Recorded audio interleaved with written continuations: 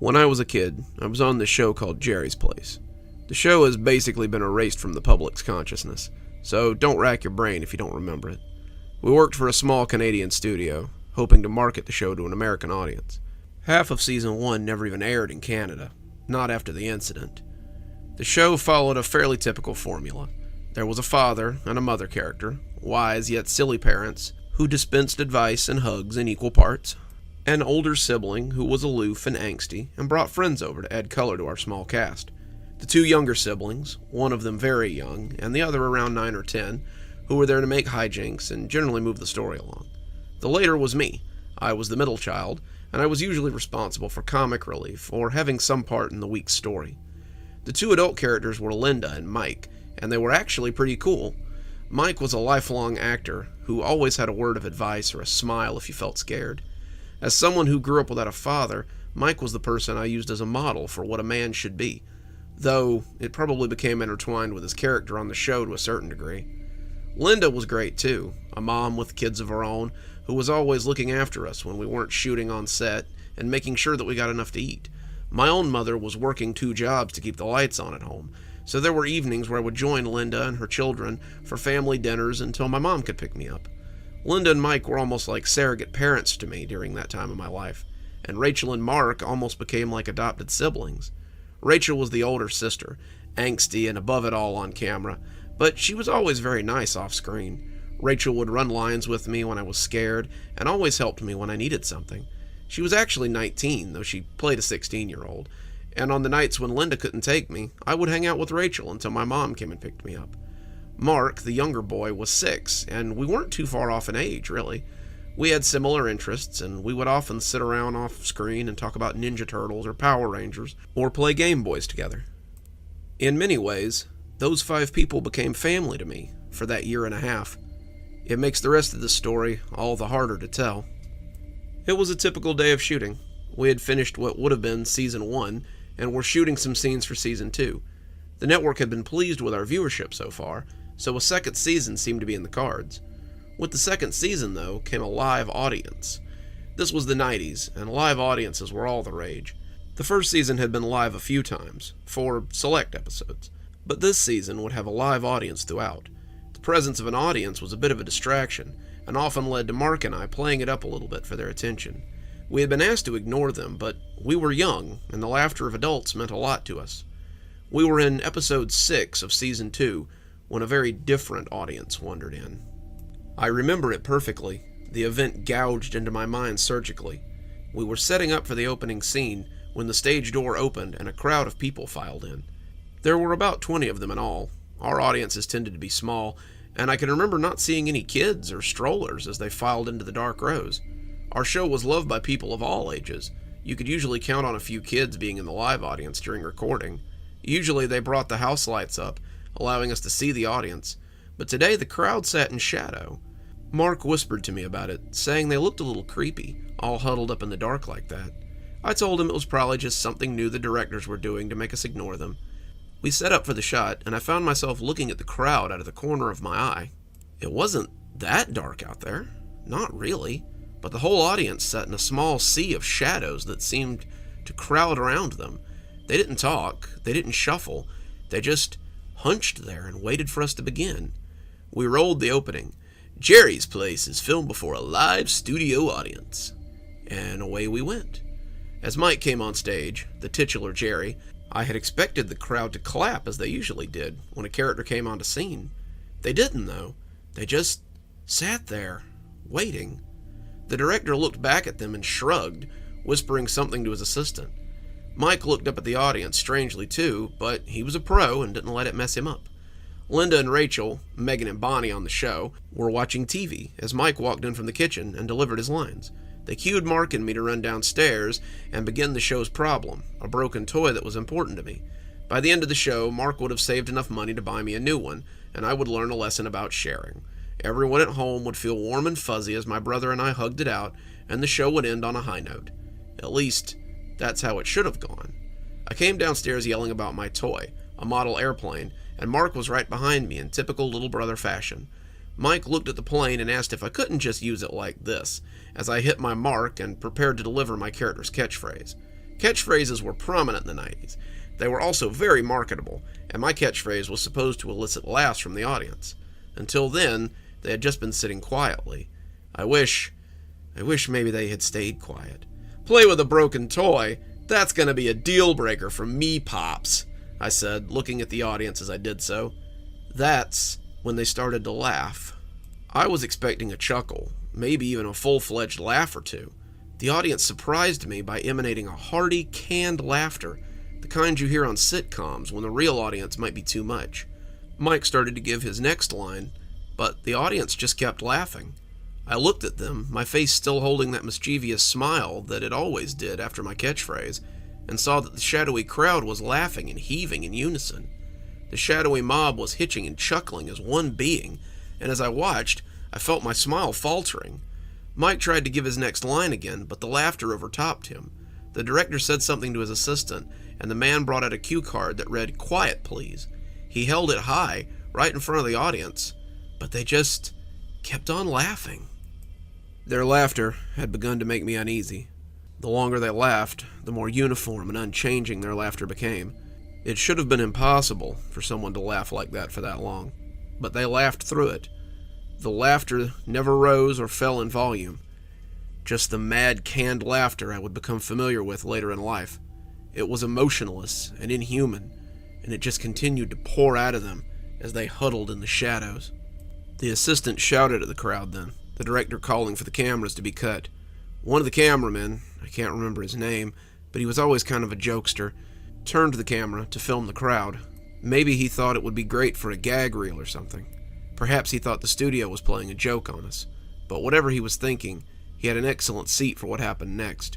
When the assistant's shouts failed to gain any attention, he walked into the seats and started yelling at the crowd. That's when his angry shouts turned into overwhelming laughter, and he too started chuckling. The director turned and started shouting at the crowd to be quiet, even as he shouted at his assistant to come down.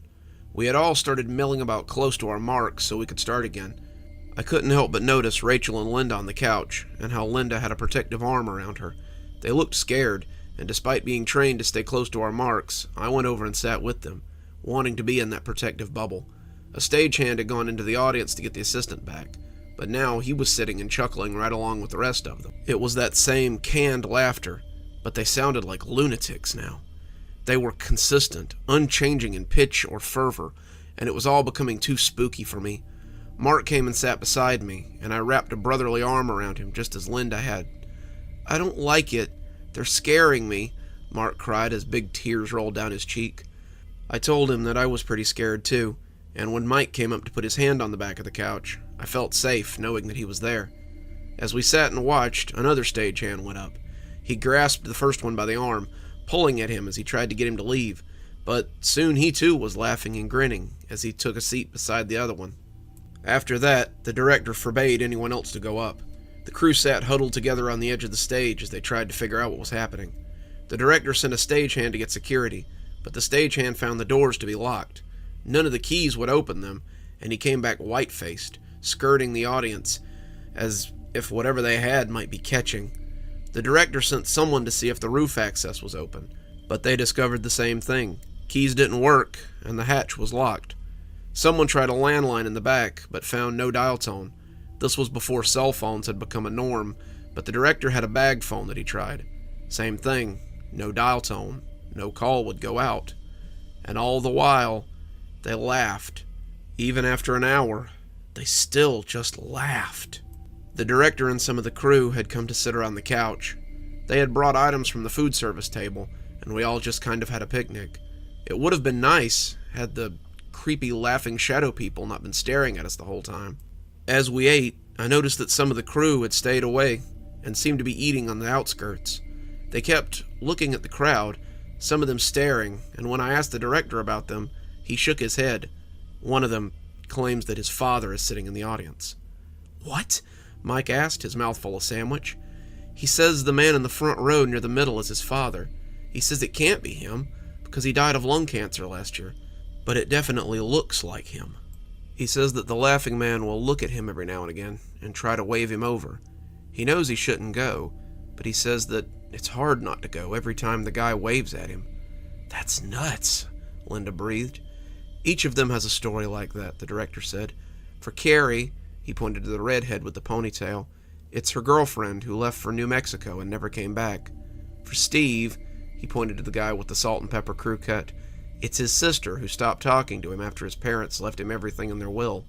They all have someone, all of them thinking they might, but as he spoke, we saw Carrie get up and take a step towards the chuckling crowd. Steve grabbed at her, but she shrugged him off and walked towards the crowd like someone in a dream. She embraced one of the shadowy masses and then sat next to them, chuckling and smiling as her butt pressed into the seat. After Steve left too, the director decided to take action. He told one of the hands near us to turn on the house lights. He wanted lights on the crowd so we could see who they were. Maybe they would stop laughing if their covers were blown, and this would be all over, and we could all get back to work. He still seemed to think that this might be a prank, though not a very funny one, and wanted an end to it already. Some of the stage hands went to get things set up, but we all kept looking at that quietly chuckling behemoth. Mark had fallen asleep somehow, and I kept my arm wrapped around him as though I might stand between him and the tide should they change. I was still munching absent-mindedly at fruit from the food table, and I didn't notice Rachel getting up until my bowl of honeydew almost tipped over. Linda grabbed her wrist, anchoring her to the couch, but I could see that her eyes were big and starry when I looked up. Her blonde hair bobbed a little as she scanned the crowd, and Linda started asking her what she was looking for. I saw someone up there, someone I haven't seen in a very long... But she gasped harshly and said, It's him! It's him! Oh my God! She was pulling against Linda's hand, but Linda refused to let her go. Who, Rachel? Who is it? Linda asked, trying to restrain the girl as Mike moved to help. It's my dad! My dad's up there! He looks just like he did on the photo Mom has on her dresser. He hasn't changed a bit. I looked at the crowd, trying to see who she was talking about, but failed. Rach, your dad died when you were born. Your mother told me about the accident. It can't be him. But it is, Rachel almost screamed, pitching her body from side to side as she tried to break free. Mike and Linda held her tightly, and I scooted closer to Mark so Mike could sit on the couch. The two of them sat there and held her as she sobbed for them to let her go. She used a lot of swear words as she thrashed about, but they refused to let go of her. When she finally stopped, she sat crying into Linda's shoulder as the two of them hugged her tightly. Someone yelled down from the catwalk then, and the stage was suddenly awash with light. The overheads were unbearably bright, and as they were all lit at once, I remember tinting my eyes with my hands so I didn't go blind. We had used them for a beach scene a few times when rain caused us not to shoot on location, and I can remember thinking that they were so much brighter than the real sun. They lit up every corner of the set, but I realized I had been wrong as I squinted at the seats. Every corner but that one, it seemed. The seats were still in a pool of shadow, but when the light hit them, everything changed. The low chuckling became a strange hybrid of screaming and deep booming laughter, the kind of laughter you heard in an insane asylum, the kind of laughter you heard in hell. The people in the seats never moved, but the darkness did. It plumed out like a fog and started rolling towards us. Those sitting near the seats were hit, and I could hear them laughing as they fell to their knees and clutched their stomachs. The director shouted at the crew to kill the lights, but it was much too late. The darkness was angry now, and it was no longer satisfied with the few people it had in the seats. It was coming for us. Mike grabbed Mark and I, lifting us up in his strong arms, and started running backstage. He turned to yell at Linda as she fought with Rachel, the girl trying to free herself again. She was straining towards the fog, and it was creeping in to get both of them. Mike yelled for her to let Rachel go if she wouldn't come, but Linda refused to leave her there. She strained and pulled at the girl, but Rachel was apparently stronger than she looked. It didn't matter a moment later as the fog rolled in, and they were both little more than chuckling shadows. Mike ran to the back, Mark crying and asking what was going on. He had woken up when Mike picked him up, and Mike was looking frantically for some way to escape. Mike saw a window and lifted a piece of wood to smash it out. As he brought the wood down, however, he might as well have been hitting concrete, because the board bounced off, splinters flying. The dark fog was rolling past the set walls now, and Mike was almost out of options. Mark and I just stood there, eyes roving around like scared dogs, trying to make sense of what was happening. Finally, Mike settled on a closet. It was full of brooms and mops, but we didn't have time to move any at that point. Mike pushed us in and sighed as he saw how much room was left. As the fog plumed behind him, he slammed the door and left us in total darkness. His laughter started a few minutes later, and the sound nearly drove us mad as we huddled in the tiny closet. Mark and I hunched, arms wrapped around each other, expecting that we would both begin to laugh any minute. We sat like that for a long time. I have no idea how long exactly, but both of us fell asleep to the sound of Mike's choking laughter. When I woke up, I was in a hospital. My mother was asleep in the chair next to my bed. I got the whole story a few days later. My mother didn't know much, but she had come to the set only to find all the doors locked and police trying to get in. Once they had gotten in, some of them started laughing and couldn't stop. The paramedics and the fire department had come. After searching the place with breathing equipment, they found Mark and I and brought us safely out. There was nothing wrong with either of us, not physically, but the two of us had been catatonic for the last 3 days. The man from the studio, the one in the pristine suit and the oiled hair, told me a very different story. He said that it was some kind of gas leak, and claimed that most of those present had been hallucinating due to the gas. The audience, cast and crew had all died due to gas inhalation, and Mark and I had been lucky to survive. Our parents had both signed non-disclosure agreements. We would promise not to talk about anything in exchange for a large amount of financial compensation. My mother and I needed the money, now that the show was going to be canceled. Both our parents signed, and Mark and I went our separate ways. The whole event was deemed a tragic accident, and I never worked in showbiz again. That would be the end of this story, if it weren't for the email I received a week ago. I'm in my 30s now, and about a week ago, I got a Facebook request from Mark. I'd expected that he wanted to catch up, have a beer, and share some old stories, but his first message was far from what I expected. He sent me a message a few seconds later, and after accepting, he sent me 7 words. Are they still laughing for you, too? We met up for that beer the next day. Mark was older, but far from doing well. The guy looked rough, borderline homeless, and seemed eternally looking around to see who was near him. He asked if I still heard the laughter. I told him I hadn't, not since that day all those years ago. He said that for him, it had never stopped. He would wake up to see shadowy figures at the end of his bed, that canned laughter bubbling from their dark lips. He said Rachel and Linda and Mike were right out front, 2 white teeth smiling as they laughed and laughed. His parents hadn't believed him. They thought it was just bad dreams because of the incident. The drugs the shrink gave him just meant that he was a drooling zombie, as the laughing apparitions chuckled on and on. He started using young. First it was alcohol. His dad had a cabinet in the living room. Then drugs when he was in high school. He stole prescription medication, used blends of different drugs, drank himself into oblivion, but nothing helped. Every night they were waiting for him. Every night he screamed until they disappeared with the light of day or the arrival of someone else.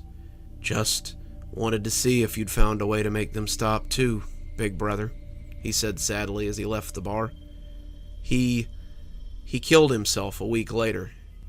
Put a gun in his mouth, and the rest is pretty easy to figure out. I envy him now. I envy that he had the strength to do what needed to be done.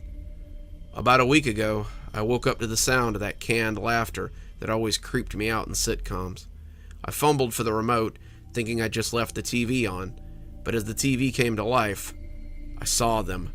They were arrayed at the foot of my bed, their bodies made of living darkness, made all the murkier by the light of the TV, and their laughter went on and on. Mark was among them, his unkempt hair now a raven mane of living shadow. Mike was there too, and Linda, and Rachel, all of them laughing and laughing as I lay in bed, frozen in terror. They left with the sun, and I got up to write this. I don't know how long I can take this. I'm afraid to go to sleep, afraid to see them, but I'm too afraid to take Mark's way out. I see him amongst them, laughing and laughing like an audience in hell, and I wonder if I'll join them at the end too. I'm afraid to go to sleep, afraid to be awake, afraid to see their faces, and afraid of running into them again. My eyes are getting heavy. The 4th cup of coffee is jittering in my hand. I wonder if it hurts to laugh forever. Perhaps I'll find out soon. The room was dark, the smoke clouds wafting up to obscure the overheads that made the man's shiny face all the more noticeable. He was sweating heavily, stammering out the last few minutes of his set as he told the crowd about an incident with his mother when he was 12. The audience, stoners, hipsters who've been drinking since noon, watched him like a bug under a microscope. They wanted to be interested in what he was saying, but really, they were just hoping he would burn up in the harsh overhead lights. At the end of the day, there's nothing better than watching a comedian crash spectacularly. I took a swig of my lukewarm beer and made notes in my notebook. I'd been doing comedy for about a year, and doing comedy is a lot like Alcoholics Anonymous. The guys who have been doing it longer than you are always super smug about it, and they have 1,000 different sayings. They just tell you to keep working the program, no matter how much you hate it. In this case, the program was a 15-minute set. Randy, a 5-year vet of the stage, had found me doing stand-up at my college. He said I had some chops, but suggested that I work on my 15-minute set until I knew it backwards and forwards. Once you know that set better than you know your own hand, then you can start adding new stuff. 6 months later, I'd been doing the same set for 6 months without fail. I felt that I knew it well.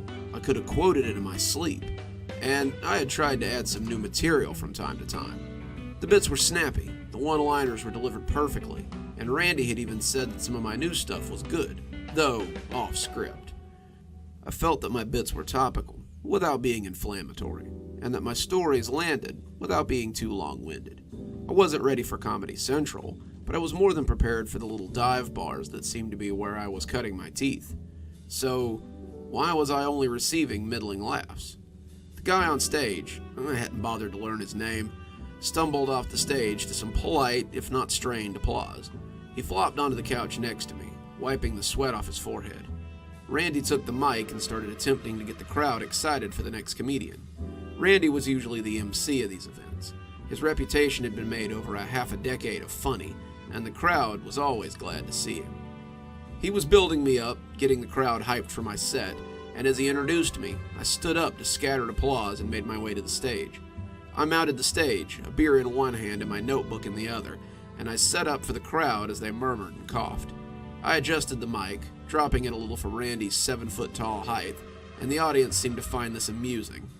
I could see many familiar faces sitting amongst the smoke, and smelled the cheap beer aroma of whatever was on tap. The audience was almost always the same barflies and regulars who came to hear the same jokes repeatedly. I was always happy to see them, and their tip money at the end of the night, but I remember wishing for some new blood amongst the spattering of drunks and stoners. Oh, how God mocked me with his answer. So I'm pro-gun, hold your booze. A few half-hearted boos came from the crowd as though an answer. Someone online asked me the other day if that meant I would shoot a home invader, which it does, but as a comedian who works for tips, I don't usually have anything worth stealing, so it's not usually a problem. Some scattered laughs followed this. Well, they always followed up by asking, "What, don't you value human life more than things?" Well, I tell them, clearly he valued my things more than his life, so I must have nicer shit than I thought. Some half-hearted laughs greeted the end of my joke, but they were perfunctory at best. The crowd came in just as I was setting up the next joke. Have you heard of this guy that makes paper out of elephant dung? Yeah, I shit you not. They take the dung, clean it, press it, clean it again, I hope, and, through a process known only to the paper maker, they create an eco-friendly paper that's safe for the environment. The crowd shuffled in as I set up my punchline, and though I couldn't tell exactly how many there were, it looked like at least 20 people as they filed into the back of the room. I couldn't tell if they sat down or not. The room seemed to get darker as they filled the space. They didn't fill in the empty spaces left by the sparse crowd. They just kind of hovered near the back of the room, in a cloud of strange silence. I realized I had paused a moment too long and was stretching my punchline out before I continued. But it's like they say, isn't it? One elephant's crap is another man's 50 Shades of Grey. The crowd actually laughed at that one. This joke was so ridiculous that it never failed to get laughs. The group in the back, however, burst into sudden and immediate laughter.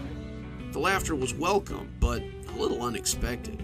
It was hearty, almost manufactured, and it rolled out in a jolly wave that seemed to take some people by surprise. I saw people in the front jump a little as 20 or so people burst into spontaneous laughter, and I smiled a little, nodding and asking if they liked that joke or something, before continuing on with my next one. The crowd of newcomers were definitely what we needed around here, and I rode the wave of their laughter into my next bit. You ever wonder why you never see any hipster necrophiliacs? The front row shook their head, but the back continued to laugh mechanically, because they'd have to screw them before they get cool. The laughs from the front were more akin to groans as they accepted the corny joke, but the back of the house burst into the same mechanical laughter they had before. I was energized. I was pumped. I was receiving what I thought was my due at long last. These people were eating up what I was putting down, and it tempted me to do something I'd been working on, but just hadn't brought out yet. So my mom called the other day, and the crowd in the back hadn't stopped laughing though. They buzzed with this sort of constant canned laughter as the others died down and waited for the next joke. Some had turned to look at the crowd behind them, and I could see some of the other comedians looking at them with misgivings. Their laughter never changed, never rose or fell in volume, but kept chuckling out in that fake sitcom laughter you always hear on Friends or How I Met Your Mother. She lives in a small town, 2 stoplights and a Walmart, and the town has a dog that's become a sort of... I was starting to lose my focus as the crowd kept laughing. They never tired, never stopped, and I could see one of the comedians getting up to say something. The audience wasn't watching me anymore. They were all craning around in their seats, looking at the crowd that chuckled on and on. The comedian, it was Mark for sure, walked towards the back. As he did, he was suddenly obscured by the smoky darkness that seemed unaffected by the murky overheads that flanked the stage. He stopped on the fringes, saying something to them as they laughed in response. He suddenly clapped his knees and began to bray that donkey laughter I had heard from the stage on many occasions. He laughed long and hard, joining the throng as his brays were lost amongst the grating mirth. After a few seconds, his unique sound was lost amongst their glee. Town mascot, I continued as I tried to power through it. It sleeps in the middle of the road. People feed it and leave it water. They drive around it and bring it inside at night, and everybody knows who he is and why he's there. I was losing focus. I could see Randy approaching the stage, plugging in a mic so we could remind the crowd to keep it down and respect the comedians. And I hoped that this was just some kind of prank. The laughter had been going for nearly 2 minutes now, and it was becoming abrasive. It was no longer flattering. I was no longer heartened by the laughter. I was becoming creeped out, and if this was someone's idea of a joke, it wasn't very funny. I heard the static when Randy's mic slipped in. Okay, people, let's remember to respect the comedians and keep our laughter to a respectable level, okay? The laughter continued, uninterrupted. I stood on the raised stage, looking out into the inky blackness and watching the chuckling tide. They rumbled out their artificial laughter in the face of my confusion, Randy standing by the stage, glaring at them. When he sat the mic down, I could hear the reverb as it made an angry sound. He set off for the back of the house then, not a particularly long walk, but he didn't seem to want to make it. When he got to the throng of people, he started shouting at them to be quiet. Randy had come to the same conclusion I had. He thought this was a big joke, a flash mob, or maybe even something set up by Mark, and he was not amused. I watched from the stage as his shouts became confused chuckles, his chuckles becoming guffaws, and then it was all over for poor Randy. He stumbled into the mob, grinning and laughing, and his laughs were soon consumed by that tide of laughter. That's when they started moving forward. The crowd was up now, scenting danger, but the strange group blocked the exit. They could do little but watch as the shuffling mass crept forward. They seemed to float as they came, sweeping slowly towards the crowd that had congregated near the stage. Some drunk let fly with a pitcher of PBR, the pitcher spilling as it flew end over end, but if the crowd was slowed by the beer or the heavy glass vessel, they didn't show it. Other men charged them, meaty fists raised, but fell to their knees, laughing before connecting with anything. The group rolled over them, and when they passed, there was no longer anyone on the ground. The closer they got, the less I felt like I saw any of them. As the barflies began to chuckle, their knees shaking and their fists pounding their chests, the more my feet began to drive me towards the back of the stage. The group was made of human-shaped creatures. Their features were dark and undulating, their mouths laughing, white teeth smiling as their eyeless faces bobbed with mirthless laughter. Those who were absorbed by them were never seen again. Those who were absorbed by them never stopped laughing. When my back smacked against the wall, I knew I was out of places to retreat. The fabric curtain that covered that wall felt soft under my sweaty hands, and it was only then that I realized I was still holding the mic. I let it drop, the feedback yarking angrily, but I hardly noticed amidst the din of emotionless laughter. The tone never rose, never fell, just remained at the same level of soulless noise as it drilled ice picks into my skull. I closed my eyes, sinking to my backside and covering my ears with my hands as the mask came up to the edge of the stage. When the overhead light hit it, the mask recoiled, and the laughter sounded like tortured screams with a thin veneer of hilarity. It sounded like the laughter that comes creeping out of the windows of an insane asylum. It sounded like the laughter one hears in hell. I closed my eyes and prepared to be consumed.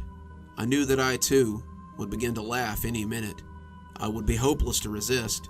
I would simply start to chuckle, start to guffaw, and before I knew it, I would be running to them.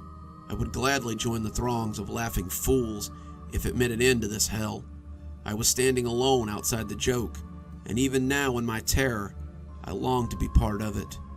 I don't know how long I sat there with my hands over my ears. One minute the world was a sea of robotic laughter. The next, it was simply gone. I lifted my head to find the bar's back room completely empty. The other three comedians, Mark, Randy, the audience, they were all gone. I was the only one left, the only one not laughing.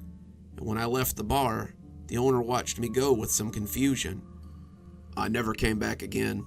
I knew I couldn't stand on that stage, not after what I had seen, and I certainly couldn't tell jokes again as I thought about the grinning audience of living darkness. Turns out, that was the first of many retreats that night. Over the next few weeks, I saw the audience again and again. They were in the grocery store as I checked out. They were outside the bus as I rode it to work, standing outside the bus stop and looking at me with their eyeless faces. The night they were at the foot of my bed, I knew I had to leave. I packed up everything that mattered to me, got in my car, and drove until I ran out of miles or ran out of money. Turns out, the money came first. I ran out of gas next to a little motel that needed a desk clerk. I've been handling that desk for the last 2 years. I'm pretty good at my job. I make the guests laugh. I'm always at work on time since I live on the premises, and I can eat anything I want from the hotel kitchen as long as I don't go too crazy. I found friends in this little town. Not the same as the ones I had, but they're good people. They tell me often that I should be a comedian. I tell them that in another life, I was. When I go to sleep, I get to live that other life and listen to the chuckling crowd as it drags itself closer and closer to my stage. I always wake up before they get me. I hope they never do.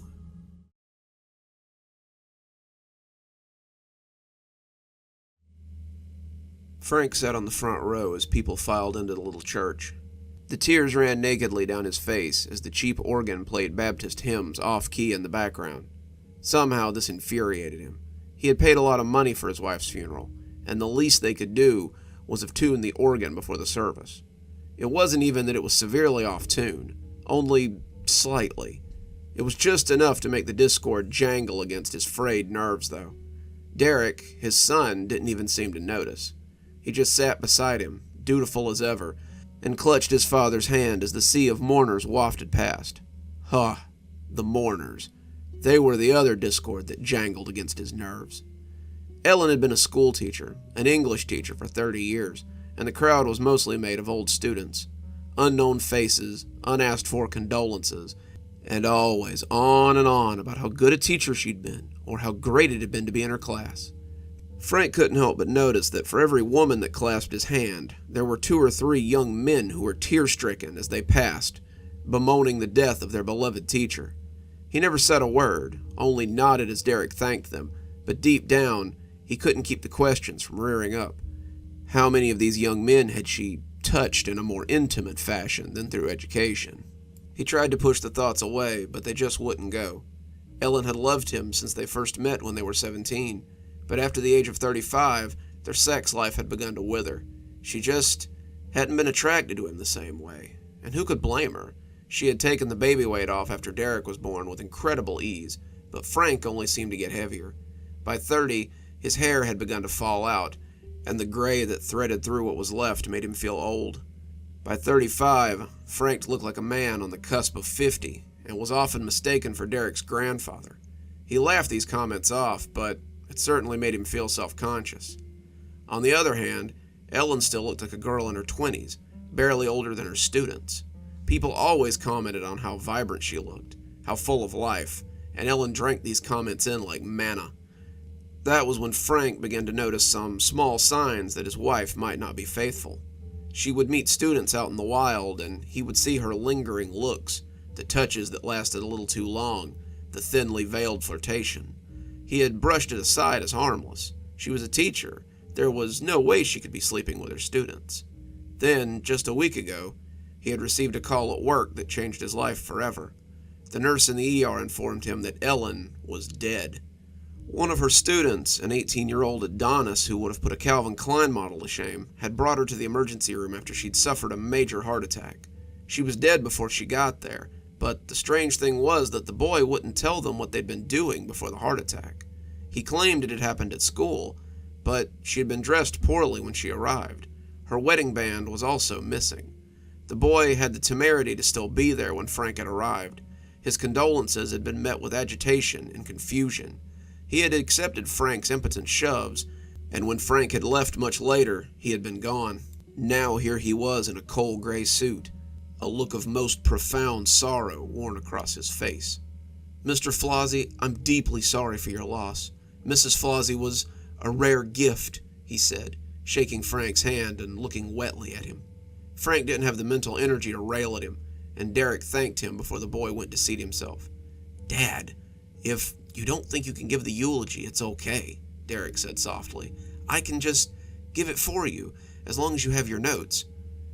"I can do it," his father intoned, nodding at a mousy young girl who tried to hug him, but seemed unsure.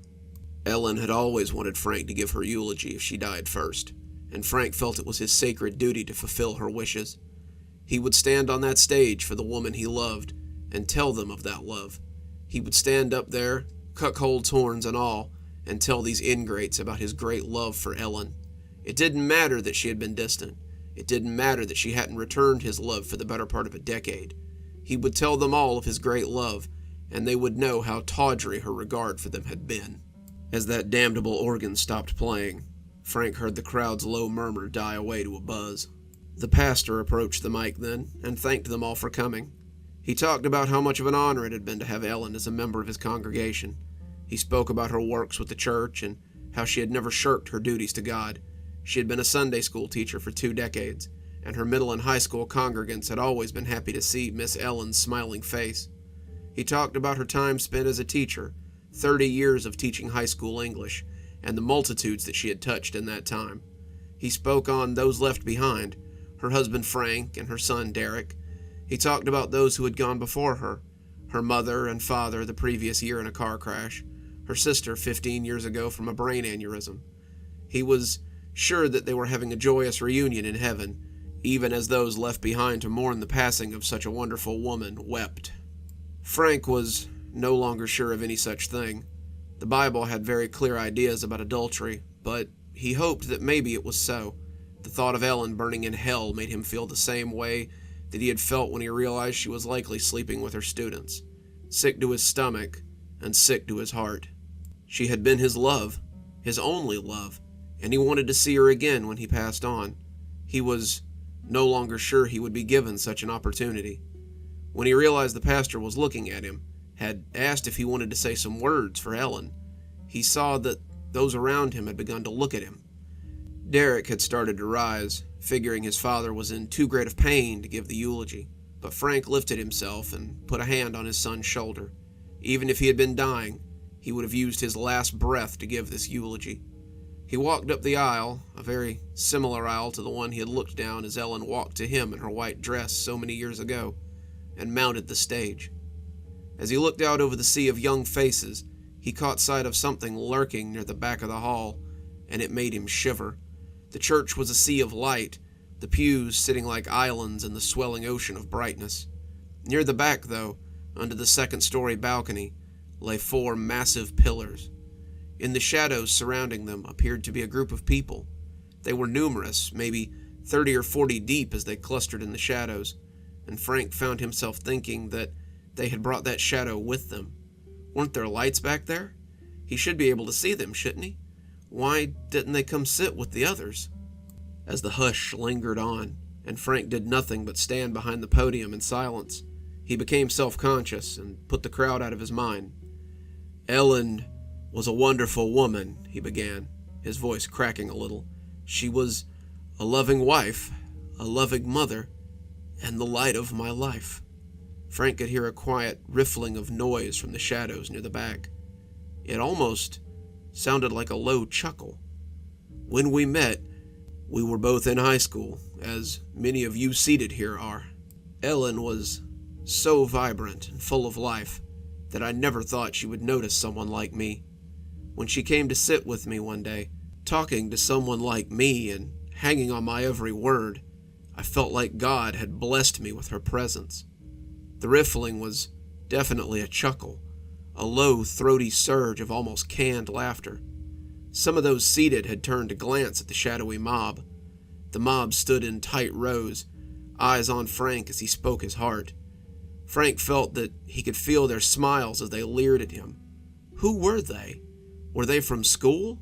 Why were they laughing at such a time as this? "When we wed, I was only 18, and I could barely afford a ring. I scraped enough money together for a shoddy engagement band, wanting to propose before she came to her senses, and realized she was too good for me." The crowd chuckled at this, understanding it was a joke, but the crowd in the back erupted into that tinny, canned laughter that so often accompanies sitcoms.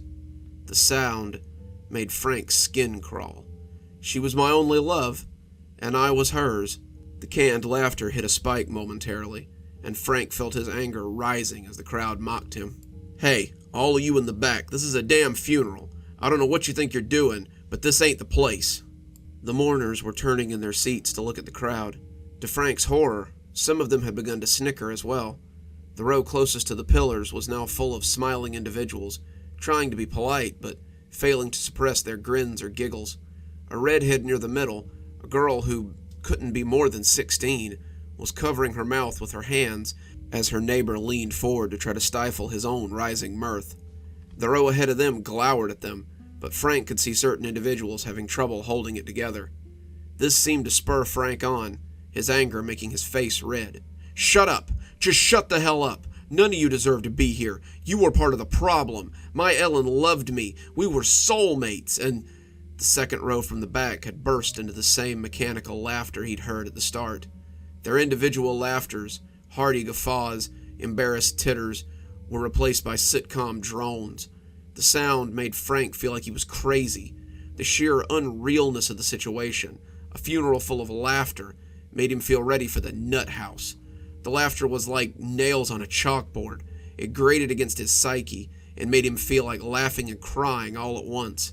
The laughter was the kind you hear in an insane asylum, the kind of laughter you heard in hell. "Stop it! Stop it! Stop laughing at me! My wife is dead, and you people are sitting here laughing at me!" Frank was crying now, big ugly drops rolling down his doughy face. Despite her infidelity, he had loved her, and here these people were, on the worst day of his life, mocking him with laughter that wasn't even theirs. The laughter had spread to the halfway point of the pews. Some of the people in the church, the ones not yet affected, had begun to edge towards the front as though the laughter might be contagious. They moved to the fire exits and windows, frantically looking for an escape, but no escape would come. And with the crowd of shadows guarding the rear exit, they were trapped. "It's your fault," Frank railed at them. "It's all your fault. I loved her. I loved her so much. But how was I supposed to compete with an endless supply of high school boys? How was I supposed to compete with your perfect bodies and constant attention? You drove her from me. You ruined our perfect marriage. You... Frank's tears streaked down his face as he found his son. Derek's face was racked with uncontrollable laughter. As he cast about, Frank could see others in the throes of that inescapable mirth. The boy who had brought his wife to the hospital was now doubled up with his head against his knees and a puddle of vomit on the floor in front of him. His handsome face was red and sweaty, his mouth laughing, but his eyes screaming. Others had fallen into the aisle, their bodies racking as they tried to draw breath amidst the laughter. Even those who tried to escape laughed, their fingers clawing at the doors, their hands banging against the windows, their bodies convulsing with alien mirth. On his knees, the pastor doubled up with uncontrollable giggles as he gasped for air and shook violently. Frank heard people retching, people falling, people kicking their legs and thrashing their arms in uncontrolled spasms, and as they laughed their lives away, the darkness spread. From his vantage point, Frank could see the darkness spreading out from the pillars. Some of those laughing were taken by it, their bodies becoming shapeless in the gathering gloom. It negated the light that usually filled the church. It negated the warmth and sanctity he had always felt there. Frank ducked and put his back to the podium when the darkness came for him. No, they wouldn't have him. This was their fault. It was all their fault. They had tempted his wife. They had ruined her. They had... Frank felt a snort escape his nose as he covered his mouth with his hands. His wife was dead. His life would never be the same. As the belly laugh bubbled up inside him, though, Frank realized too late what the rest had already discovered as he stood talking. He spent the last few moments of his life laughing into his palms.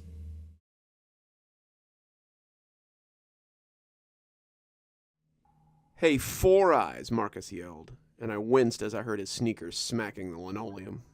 Marcus and I are far from friends. I've known Marcus since my family moved here when I was 8. My first interaction with him was on the playground on my first day of school.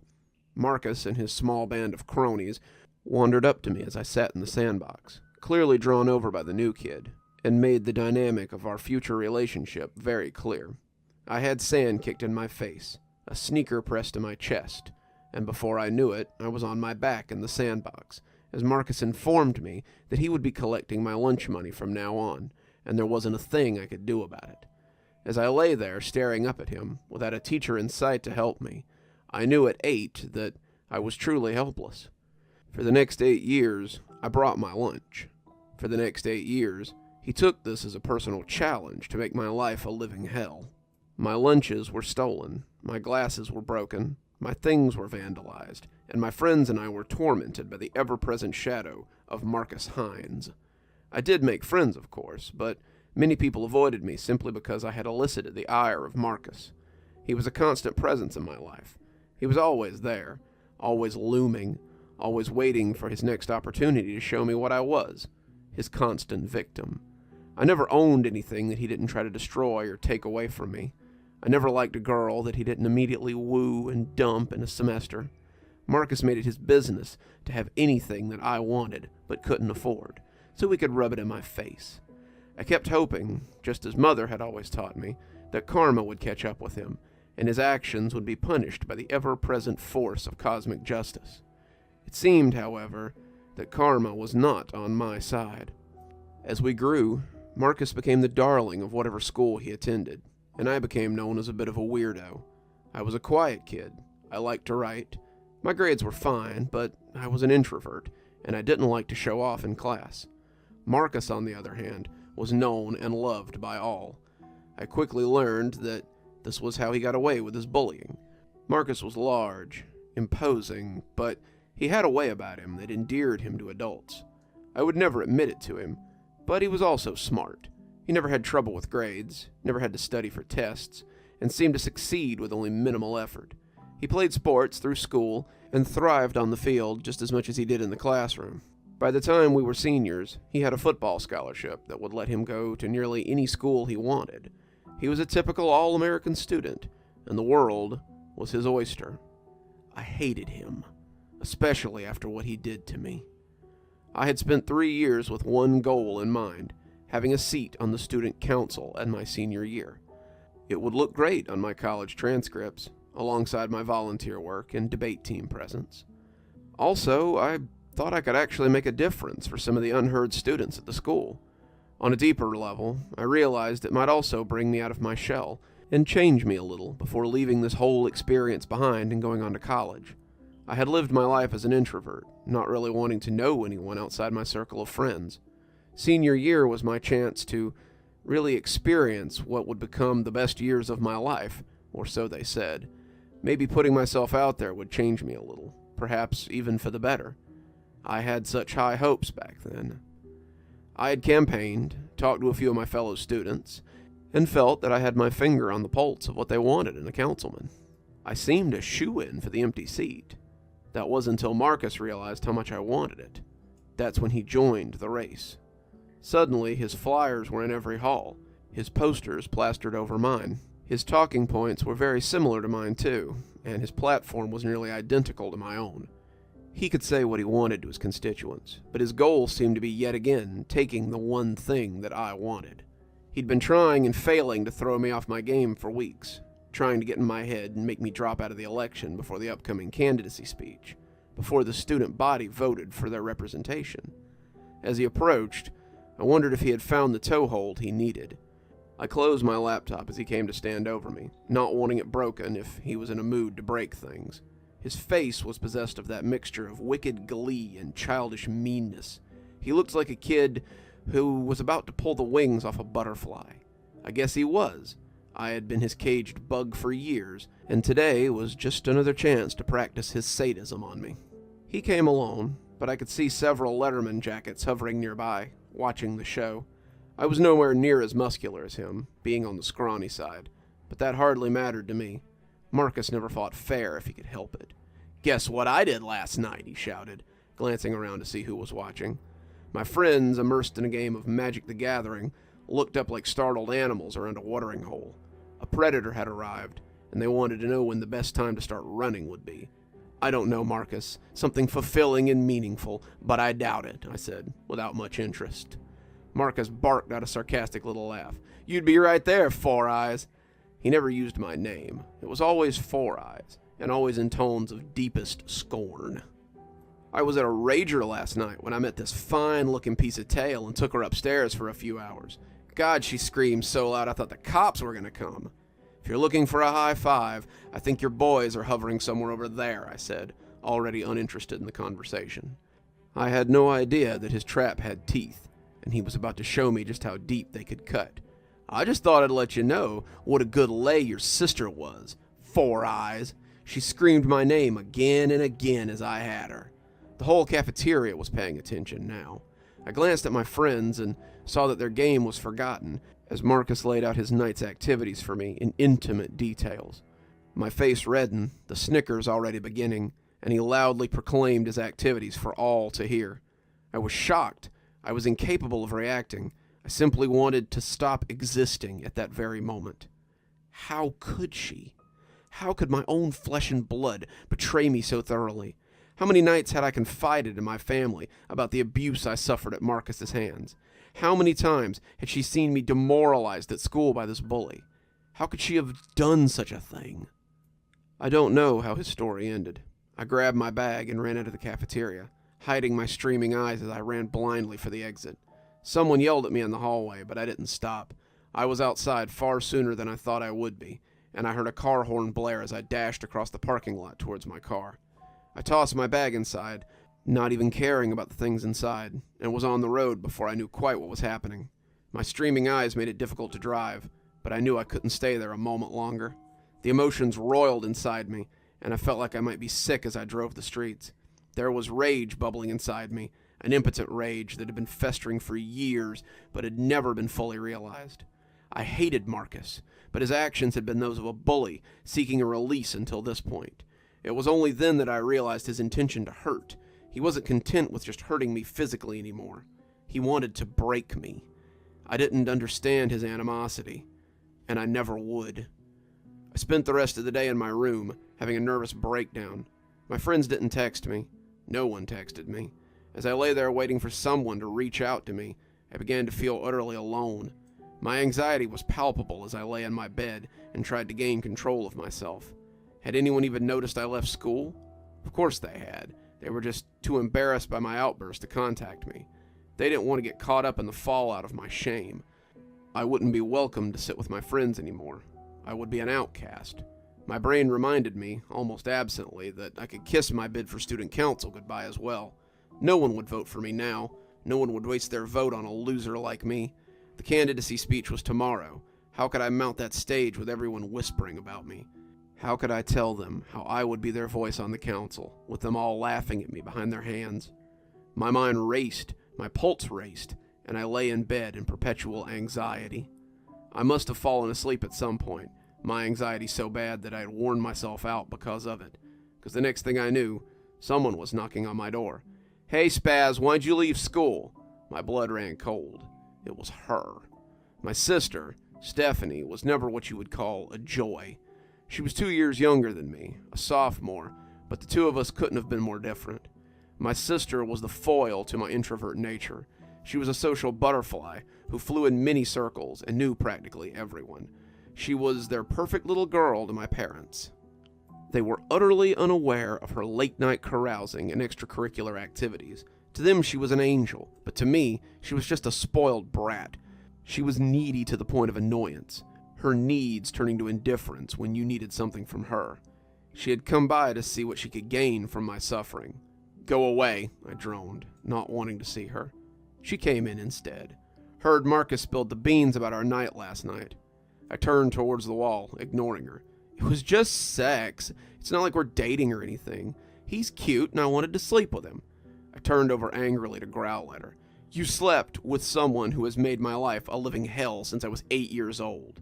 Do you have any idea how that makes me feel? You've made me into a laughingstock. How can I go back to school and look at Marcus, knowing that he's been with my freaking sister?"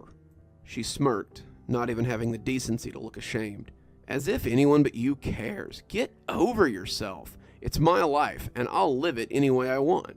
For the record, he was great, too." She added the last barb before leaving.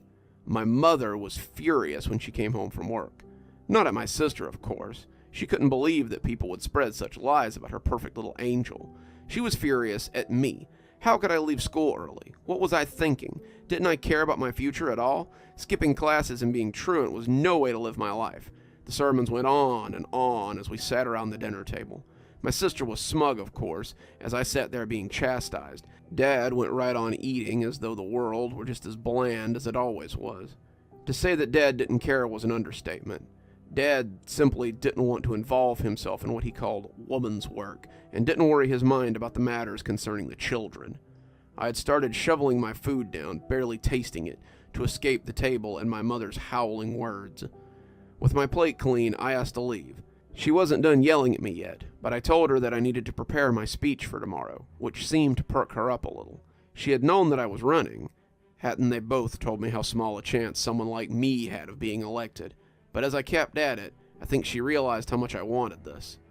She released me, threatening bodily harm if she ever heard of me leaving school early again, and I was free to return to my room. I spent the rest of the night in a state of anxious tension. A rainstorm rolled in about midnight, and I found myself tossing and turning in a ball of roiling emotions. I didn't dare go to school tomorrow. Marcus would be waiting there. All those people would know about my shame, and they would all laugh at me.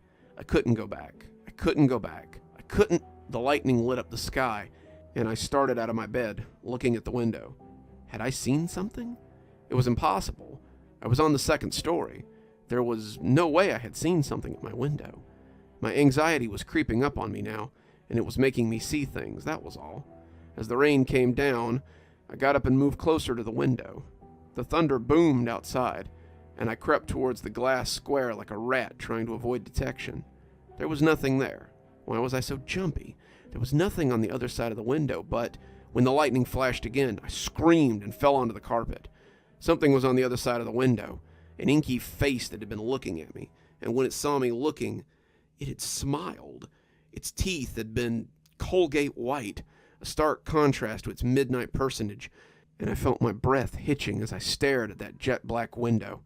The rain fell against it like angry stones, and I waited in terror for the next flash of lightning. When it flashed, it was gone, though. I curled into a ball on the floor, closing my eyes and trying to will myself to sleep, but all I could see was the nightmare face. I had seen it for the barest of seconds, but it was imposed on my memories forever. I lay on the floor as the lightning struck outside, too afraid to open my eyes, but too scared to sleep either. My anxiety and fear roiled inside me like a tempest, and I spent the rest of the night huddled on the floor, shuddering. Wake up! I must have dozed off sometime before the sun came up. My mother was standing over me, yelling and slapping at me as the sun shone merrily through the window. My mother was rousing me, telling me I was going to be late. I stirred groggily and went to my closet to get out the clothes I would wear for the speech today. I was too groggy for the anxiety to hit me all at once, but as I started getting dressed, I remembered the roiling pit of dread in my stomach and stopped with my slacks halfway up. I couldn't go to school. I'd have to face the mob alone. My mother came in with a cup of coffee and a plate of eggs, frowning as she saw me shaking and indecisive. All my excuses, though, fell on deaf ears. I was not missing school today, no matter what was wrong, and that was that. She would take me and drop me off herself if it came to it. I was not ruining my education because of something silly that had happened the day before. People would always be stupid, and I wasn't going to ruin my future over it. In the end, I took the cup of coffee and left just to escape her venom. As I drove, I honestly felt like I might be having a nervous breakdown. The coffee shook in my hand, and if Mom hadn't put it in a to-go cup, I would have undoubtedly spilled it on my pants as I drove. I looked up in time to see the light turn red, slamming on my brakes just a minute too late and getting a nasty look from a jogger running across the road. I tracked her dully with my eyes and jumped when she ran past an overhang near the deli.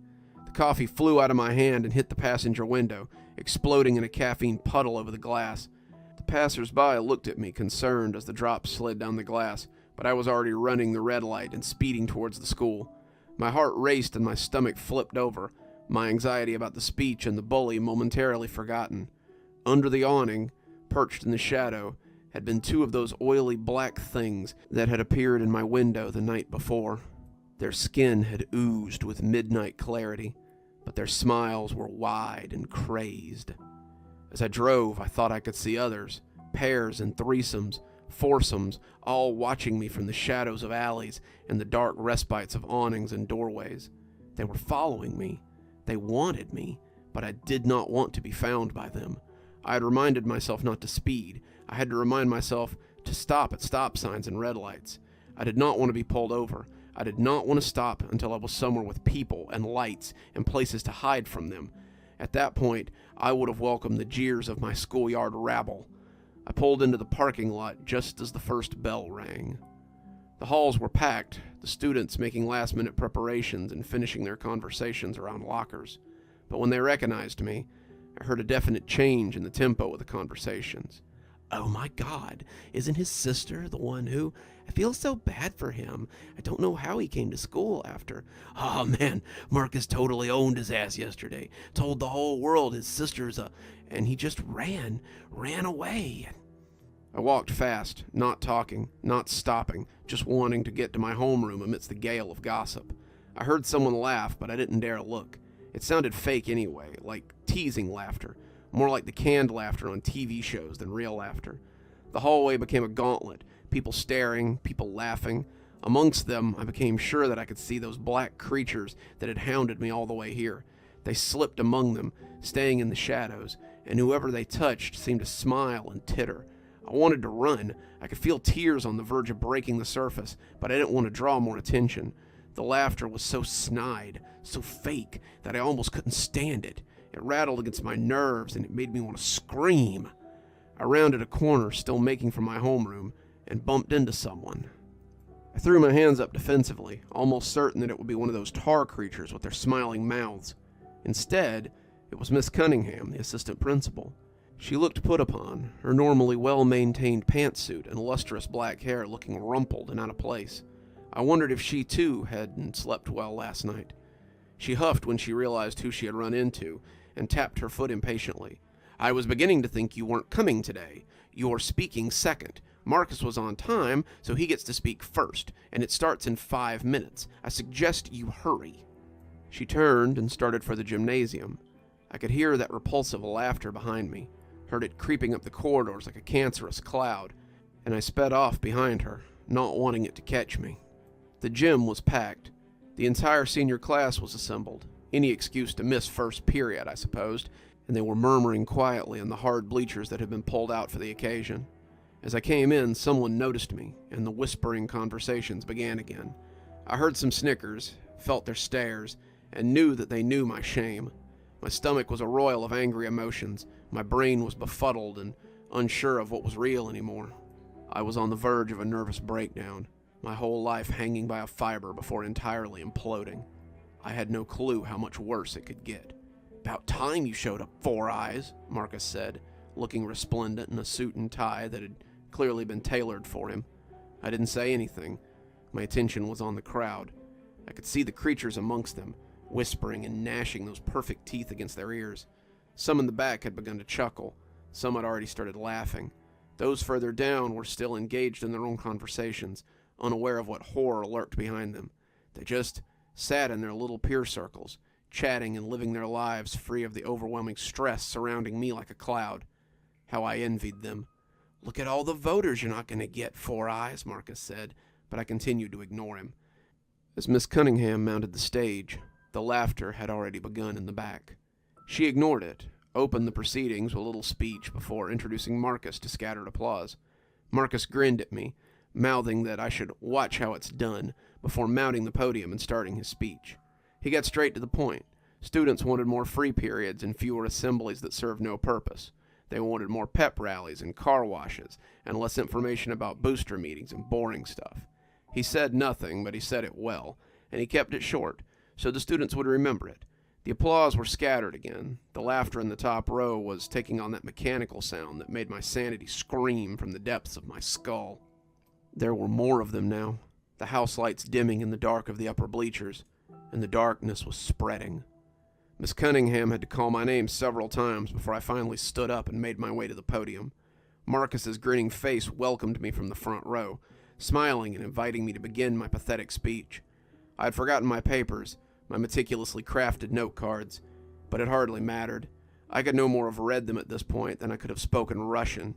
From the podium, I could see the black tar monsters crawling over the crowd, working their way down and bringing the inky darkness with them. The student body needs a person who will represent them, represent their interests on the council. I feel that I heard the rattling of stuttered laughter, and it threw me off even worse. I feel that I can. My eyes were as big as dinner plates. They were smiling at me from within the crowd. Their 2 white teeth were horrifying. Their teeth, too large for their mouths. How did they contain all those teeth? How did they... Mrs. Cunningham was walking towards me, and I'm not sure if she was trying to save me from the shame of making a fool of myself on stage, or she was angry that I had wasted her time. Regardless, she only got about halfway across the stage when she smirked and began to chuckle. I watched her, terror written across my face, as she doubled over and began to erupt in racking gales of full-body laughter. There was laughter behind me, too. The torpor was becoming a single note of canned and emotionless chuckles as it spilled from throats that were no longer their own. I glanced to the side and saw Marcus doubling up, his fingers dragging over his eyes and cheeks and leaving bloody tails behind. The mob was laughing, their laughter dead in uniform, and I felt my sanity unraveling a strand at a time as I backed away from the crowd. My foot found empty air, and I felt the wind knocked out of me as I fell off the stage. Miss Cunningham was tearing at her clothes as she laughed her life away. I scooted backwards, getting my feet under me and running as that terrible laughter chased me. It's the kind of laughter you hear bubbling from the windows of an insane asylum. It's the kind of laughter you hear in hell. I ran then, ran until I found a door and barreled through it as the maniac drone chased after me. I ran until the school doors opened before me and I was out on the quad, my sneakers making for home. I ran and I ran, the pavement the most substantial thing I'd felt all day. I ran until I found myself on the porch of my house. I banged on the door until my mother opened it. Confusion and anger stamped big across her face. Then I collapsed, and I didn't come back to reality for 3 days. When I did, I was in the hospital. That's where I got the whole story from my bleary-eyed mother, who hadn't left my bedside the entire time I'd been here. Everyone in the gym was dead. The police were calling it a gas leak, and the whole city was mourning the loss of so many young people. The doors had been wedged shut, all but the ones I had burst out of. School officials had found everyone inside dead from hyperventilation, including Miss Cunningham. Some had tried to claw their eyes out, had peeled their faces open, but all had succumbed to this terrible tragedy. I said nothing. My sister came to visit, apologizing for how she had hurt me, and extremely thankful that I had been late that day. My mother was suddenly the doting woman I had always wanted. She and my sister were never far from my side, and their attention quickly became claustrophobic. I soaked it in as long as it lasted, though, never wanting it to end. I would never tell anyone about what had happened that day. They all assumed that my lateness had led to my safety, and they would never believe me if I told them the truth. That was 10 years ago. I live on my own now. I have it all. An apartment, a girlfriend, a mediocre job, the whole experience. My mom and sister still call to check on me often. My dad is the same old ambivalent person he always has been, and it's heartwarming to have their love after years of feeling like an outcast in my own home. I felt I had gotten over the event. I felt that I had put it behind me. I don't talk about it outside of therapy, and I like to think that it may make me stronger for having lived through it. My girlfriend knows nothing about it, of course. She knows I had something traumatic happen in my past, but she knows I've moved on, and the less I say about it, the better it is for my mental health. At least, I had gotten over it. Yesterday I received a letter in the mail, a letter from my old high school, a letter for a high school reunion. I looked at the postcard, a glossy picture on the front, and the words on the back with the banner proclaiming, "Welcome back, class of 2010.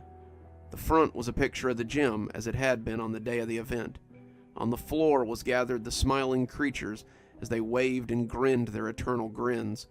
On the back was written 3 words that sent chills down my spine even now. See you soon.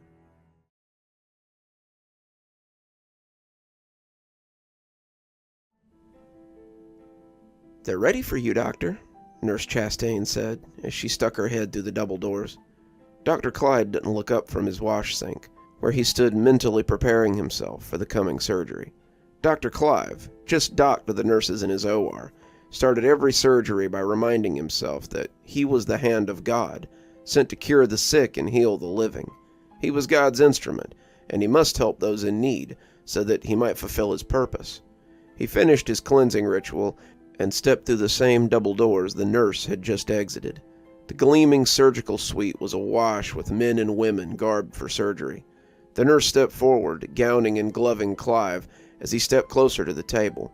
The trays were laid out just so, the breather nearby, his patient prepped and ready.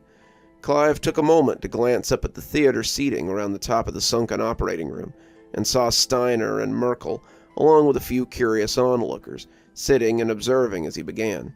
Then he cast his gaze still higher as he basked in the radiance that flowed down from God like manna from heaven, coming through the glass ceiling above the gallery.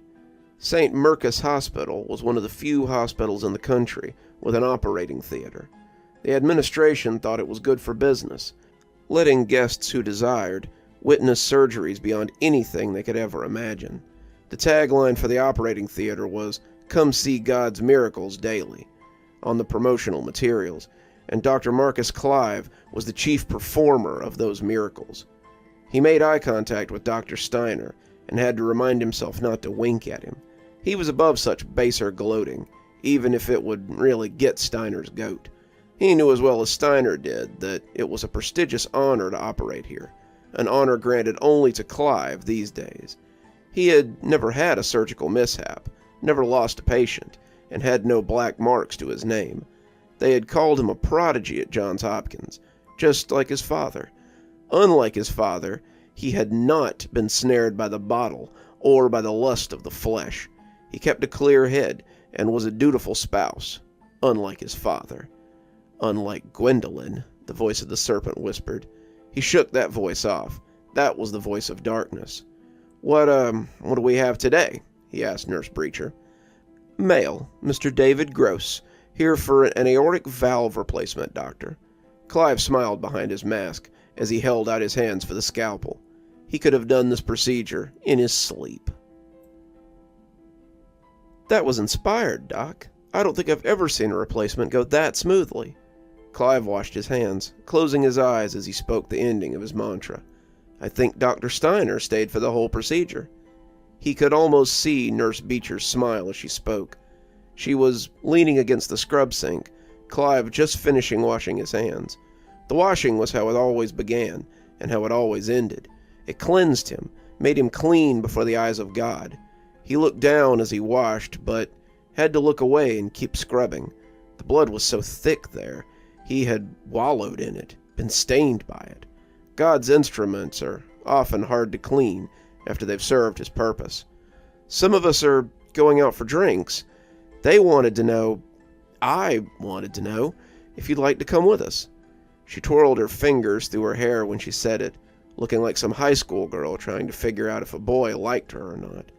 Clive had seen her look at him like that for the last few years, and it always made him uncomfortable.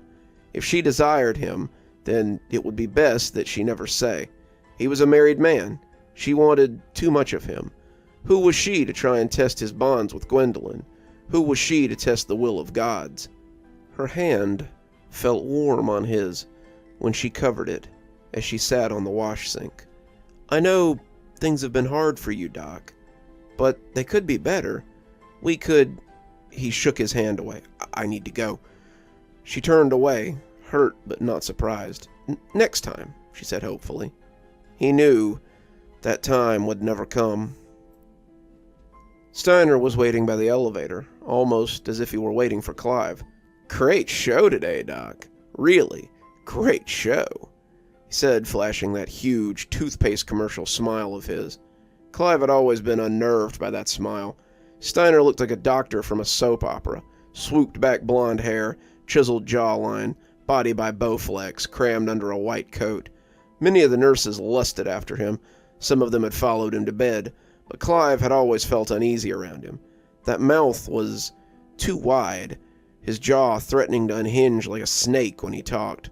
A mouth like that would swallow you whole, and he suspected that might be Steiner's plan for replacing him. Just swallow him whole, bones and all. Clive said nothing. He just pushed the down button as he prepared to leave for the day. "I talked to the board today, Clive. Mr. Mason doesn't think it's fair that you get to use the theater and no one else does." Mason's a godless fool, a Darwin worshiper who has no place inside these walls. Steiner smiled that too wide grin, and Clive had to stop himself from shuddering. "I'll be sure to tell him that." The door opened and Clive stepped inside, Steiner following after him. The door closed, locking the two of them inside this falling coffin. "Regardless, he's given me time in the theater next week. I've got a tricky bit of brain surgery that he thinks the public might like to see. It looks like you're not the star of the theater anymore." Clive scoffed, turning his stoic face into the oncoming leer. "I wish you well of it. May your efforts be to please and glorify God, and not simply to prop up your own damaged ego." His smile then became a real sneer. "That creepy, holier-than-thou-are bullcrap you spew isn't going to win you any favors here anymore. Daughtry and Morris are stepping down in a few months, and Simons will be gone by the end of the year. Clements is a weak-willed snail, and Mason will be free to move in some individuals with a less narrow outlook. Your days are numbered, Marcus." Clive didn't flinch from the sneer. Daniel never flinched within the lion's den, and certainly Steiner was no lion. He and Merkel could hover over him as he worked, but they'd gain nothing for their efforts. Clive was above the judgment of man. He answered only to God, and God's will would be done. If that is the will of God, then I shall bow to it. Steiner scoffed. "You can use your God as a veil for your pompousness, but the rest of us can see what it really is. Pride cometh before a fall, Doc, and your fall will be long indeed from atop your high horse." When the doors opened, Steiner pushed past him and skulked out into the hospital at large. Clive let him get a dozen paces away before leaving for the parking garage. It was late afternoon, and the autumn leaves scuttled across the parking deck like skeletal rats. He walked through the rows of cars to the service elevator and took it down to the sub-basement. The maintenance men had looked at him like he was crazy when he'd asked them to put his spot down there, but Clive didn't want to park his BMW somewhere with high traffic. The car was his pride and joy, the first vehicle he had bought after becoming a doctor, and some days he felt like he loved it more than his wife. It was almost a decade old, but the chrome still shined, the paint was still immaculate, and the engine purred as if it had been the first day he'd driven it off the lot. The doors opened on the sub-basement, and Clive was pleased to see that his was the only vehicle here.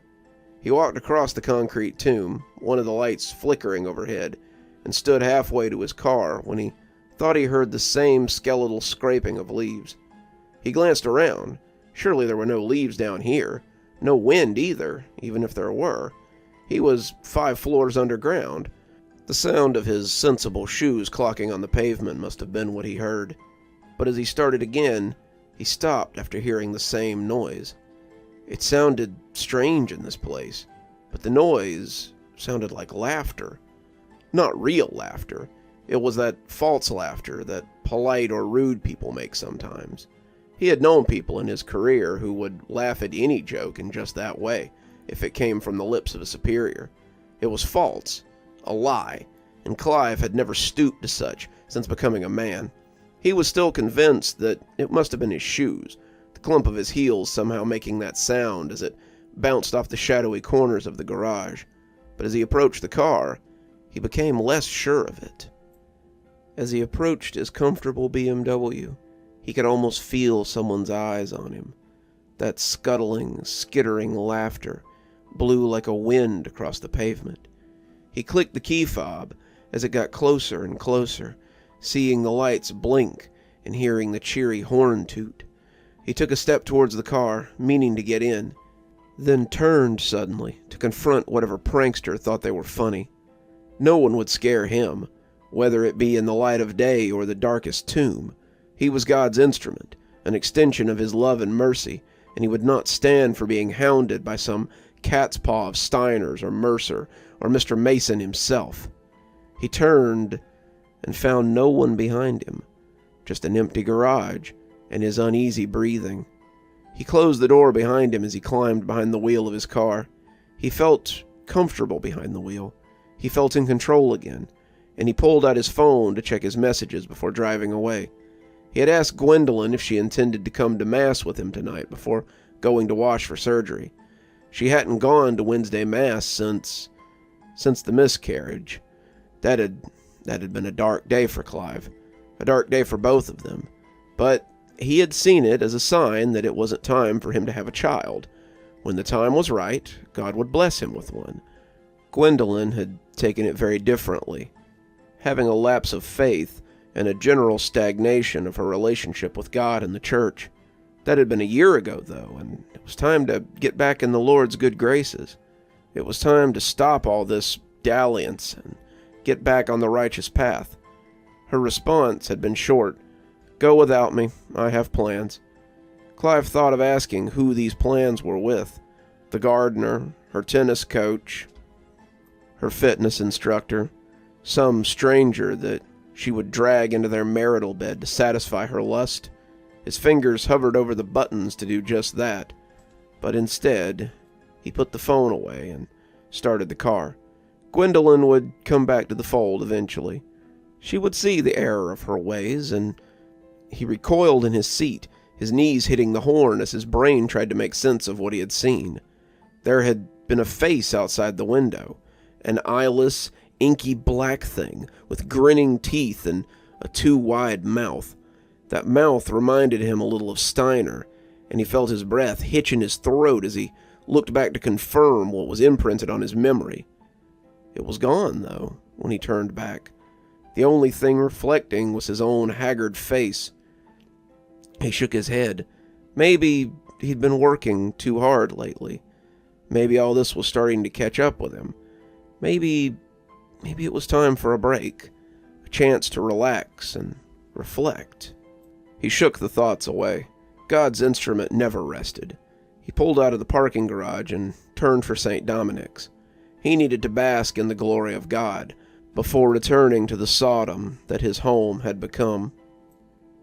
He arrived home just as the front door opened, and Gwendolyn walked out with her personal trainer. They were mooning at each other, hand in hand, and as they came onto the wide front porch, their hands slipped from each other's when they saw his car in the driveway. Clive had never bothered to learn the man's name. He was one in a long line of lovers that his wife had brought home over the past year. He didn't linger on the front porch. He said his goodbyes and was pulling out 30 seconds later. Clive prayed daily that that wasn't the only pulling out that he was doing. He also prayed that she was being safe, if not smart. She was waiting for him on the porch as he sat in his car. Clearly she wanted to talk, to put his mind at ease, that they were just friends, or he was just here for his session, or some other excuse. He looked in the rearview mirror to be sure the man had left, and cringed away before turning to look in the back seat. He was panting as he scanned the back, eyes darting like a scared animal. The thing from the garage had been there, had turned and grinned at him, but now there was... He jumped, hitting his head on the ceiling as someone knocked on the glass. It was Gwendolyn. "Are you okay?" she asked, her voice muffled by the glass. "It looked like something startled you." He killed the engine and stepped out of the car, sending his wife stepping back so the door didn't hit her. "I'm fine. I see your plans went well." She followed in his wake as he walked towards the house, timid and unsure. "Randy came over for a private session, since it's hard for me to make it to the gym these days." Clive commented as he walked into the house. "You're home early," she said awkwardly, as the two of them stepped into the grand old house that had once been Clive's childhood home. "Service ended at 8. It's now 8:30. I'm home exactly when I should be," Clive said icily. "You're the one who's late in sending your plans home," was what he wanted to say. She had made him a cuckold, and all he could manage was passive aggression with her. He paused in the entryway, looking into the living room where his father's chair still sat. He had allowed her to redecorate every room except for this one. The couches, the old photos, that canary yellow rug his mother had loved so much, and of course the tan leather chair that his father had sat in every evening and nursed his tumblers of whiskey. How many nights had he played on that awful rug, careful to avoid his father as he drank and read his medical journals? How many evenings had he come home from school to find his father right there and already drunk as he pretended he could see straight enough to read the Evening Post? He could almost see his father's ghost slumped in that chair now as it turned its head to regard him, its lips peeled back in a too-wide grin. Clive buried the shutter so Gwendolyn wouldn't see it and think less of him. "Are you hungry? I've got dinner ready if you'd like to eat with—" "Not tonight," he said as he gave her a pointed look. "Something's turned my stomach, I'm afraid. I'll be in my study." He walked across the hall, leaving her standing there like a guest who's unsure of where to go. He was operating. His scalpel was a gleaming silver sword as he cut the cheeks of his patient. He cut and cut and cut until the face was one long smile that grinned eternally, even as the patient groaned beyond the haze of anesthesia. He looked up when he was finished, raising his arm to the gallery and finding it filled with the eyeless, smiling creatures. They clapped and capered like Satan's imps, and when he drew off his surgical mask, he could see that he too had a wide, carved grin that dribbled blood onto the sterile floor of his theater. The monstrosities clapped, and their laughter rang out hollowly through the theater, devoid of all mirth or joy. They laughed without knowing joy, and he reveled in their regard. The thunder outside woke him suddenly, and he sat up in bed. He was breathing heavily, the dream having rattled him, and the rain had started coming down sometime after he'd gone to bed. He had kissed Gwendolyn dutifully goodnight, and gone to what had once been his marital bed. Now he slept there alone, her banished to a guest room until she was ready to make herself clean before God and confess her sins before Father McCormick. She said she wouldn't. It was no one's business but hers and God's, and Clive had rejected her, frankly, secular outlook on what was a shameful practice. The lightning made him jump, and when he looked at the window, he nearly screamed. Outside was one of the grinning abominations, clawed hands splayed against the glass, and rain dripping down his eyeless face.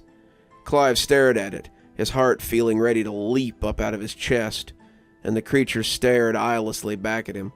The two stood in silence for a count of 30, before a bright flash of lightning dispelled it. When his eyes adjusted, it was as though it had never been there. Clive looked a mess as he came into the hospital the next morning. His scrubs were immaculate as always, but he hadn't had time to press his lab coat. His graying hair sprang up in cowlicks, and he was jumpy after a night spent with the eyeless creatures gazing at him. Every time he had managed to doze off again, he found himself back in that demonic operating theater, the gallery full of those waiting ghouls. He smiled at them in the dream, and reveled in their regard, but beneath that facade, he was screaming. He woke up screaming more than once. Gwendolyn never came to check on him. She had likely taken a sleep aid, and was catatonic in her bed. He had slept through his 6 a.m. alarm, and when he had come awake with the sun beating on his face, he had thrown himself out of bed in a blind fury. Now it was 9, and he was hours late for his rounds. Nurse Breacher was coming out of the elevator as he was getting ready to go up, and she seemed relieved to see him. "Doc, thank God. We were getting worried about you. Your 10:15 has been moved up to 9:15. They need the operating room at noon for some procedure with Dr. Steiner. Did you know he's been given authorization to use the operating room?" Clive climbed into the elevator beside her and pushed the button going down instead of up. He said as much yesterday. Nurse Breacher looked at him out of the corner of her eye as the elevator rumbled to the ground floor where the operating rooms were. You don't look so good, Doc. Are you okay?" "I had a rough night," he said, stepping out of the doors as they came open. The last thing he wanted to do was step into that operating theater that he had spent most of last night in, but the room was his domain, and he'd be damned before he'd let Steiner or those faceless boogeymen take it from him. Those words would prove prophetic. He hung up his lab coat, telling Nurse Beecher to get everything ready for his gastric debridement, and set about washing his hands. He spoke the words as he always did, a prayer to God to make his hands steady and his mind clear, but the words were muddled as that canned laughter from those creatures swept across his mind. He tried to dispel them, tried to exorcise them from his thoughts, but they just wouldn't go. He felt himself begin to cry, his tears falling into the sink as the warm water and soap ran to join them. He had gotten control of himself by the time Nurse Beecher returned. "They're ready for you, Doc," she said. He strode into the operating room and cast his eyes skyward. But the day was overcast, and it appeared that there would be no transplendent manna from heaven today. His eyes fell upon the gallery instead, and he sucked in a nervous breath as he saw them. Not the creatures, of course, but Snyder and Merkel and their dear sainted Mr. Mason were all sitting up there with a handful of guests and staff on break. They sat on high like a jury from God, judging him, trying to catch him slipping. He straightened himself and set his mind to rights. God's instrument did not slip. He made sure the patient was ready, a 55-year-old with a GI tract full of tumors, and began his first incision. He had opened the chest cavity, the room as silent as a church, when someone in the gallery laughed. Clive paused, almost dropping his instrument had it not been for the textured surgical gloves he wore, and put it out of his mind. The second chortle was worse. It sounded like fake laughter, like sitcom laughter, like the sitcoms Gwendolyn watched in the den sometimes that never appealed to him. He called for silence in the operating room and was elbow deep in the patient's abdomen when he heard the second laugh, a mirthless chuckle that rolled through the gallery like a dead leaf that sent his nerves skittering. I said, "Quiet in the gallery. If anyone else makes noise, I would like them..." But that's when Nurse Beecher suddenly started laughing. The woman doubled over, her face pressing against the unconscious patient, and sprayed laughter as the gallery rumbled above him. He looked up then, getting ready to yell at them, administrators or not, but he dropped his instrument and gaped at the assembled crowd. Steiner, Merkel, Mason, and numerous others were laughing like loons as the dark creature sat patiently amongst them. One of the nurses, who had come on her break, suddenly leaned out over the rail and fell to the polished tiles below. She burst like an overripe fruit, dousing the machines and instruments in gore and sending the other nurses in the room into gales of laughter. Clive backed away, his breath hitching as their laughter became more and more mechanical. They lost that rosy laughter, their human mirth drained from them as they laughed their lives away. The laughter echoed off the walls, bouncing against the glass ceiling and ringing eerily throughout the operating theater. Clive put his hands to his ears, reminded of the time they had went to a mental hospital when he was in med school. The inmates had laughed just like that, laughing despite the horrors they lived in daily, and Clive had heard that laughter in his nightmares for weeks after.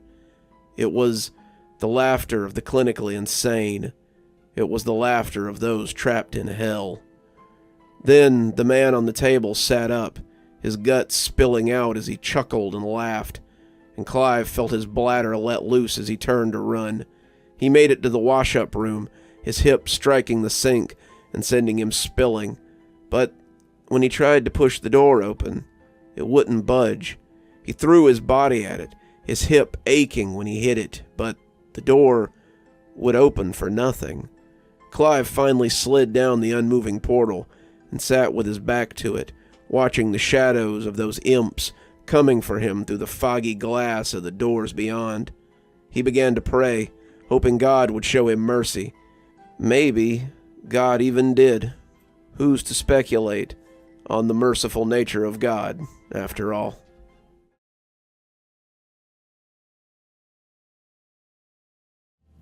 Mr. Carlson, they want you on stage, sir.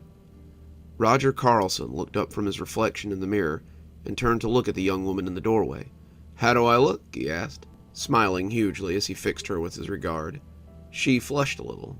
"You look great, Mr. Carlson. I was hoping I could get an autograph, if it's not too much to ask." The young woman looked flushed as she held out the paper. Roger grinned as he took it, scrolling his name across the front before handing it back to her. She took it shyly, sliding a lock of brown hair behind her ear. Another fan, of course, but Roger was used to them by now. He'd been signing autographs for the last 10 years, but this was the first one that he had actually earned.